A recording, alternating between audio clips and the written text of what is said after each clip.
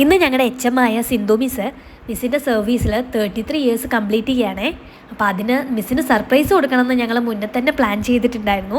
ഒരു ദിവസം സ്കൂളിൽ നിന്ന് ഞാനും എൻ്റെ ഫ്രണ്ടും കൂടി നേരത്തെ ഇറങ്ങി മിസ്സിനുള്ള സാരിയൊക്കെ നോക്കാൻ വേണ്ടി പോയിട്ടുണ്ടായിരുന്നേ. അങ്ങനെ ഞങ്ങൾ ഈ സാരിയാണ് കേട്ടോ മിസ്സിന് വേണ്ടി എടുത്തത്. അങ്ങനെ സാരിയൊക്കെ എടുത്ത് വെച്ച് ഇന്നിപ്പോൾ സൺഡേ നമ്മളൊരു 3 മണിയൊക്കെ ആകുമ്പോൾ മിസ്സിൻ്റെ വീട്ടിലോട്ട് പോകാമെന്ന് പ്ലാൻ ചെയ്തേ.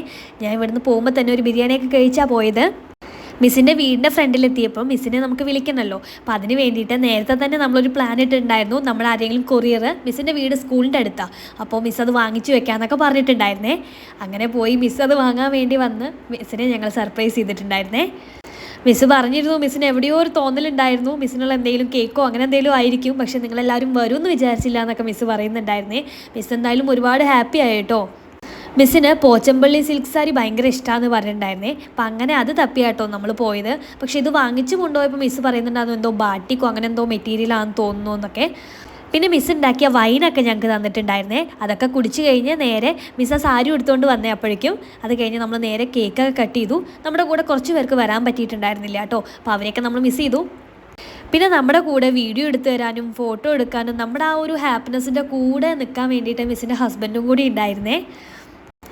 അങ്ങനെ കേക്ക് കട്ടിയിലും കഴിക്കലൊക്കെ കഴിഞ്ഞ് നേരെ മിസ് ഞങ്ങൾക്ക് ട്രീറ്റ് തരാൻ വേണ്ടി ഞങ്ങളെ സിലോൺ ബിക്സിൽ കൊണ്ടുപോയിട്ടുണ്ടായിരുന്നേ. അവിടുന്ന് ഫുഡൊക്കെ കഴിച്ചിട്ടാണ് കേട്ടോ ഞങ്ങൾ പിന്നെ പിരിഞ്ഞത്.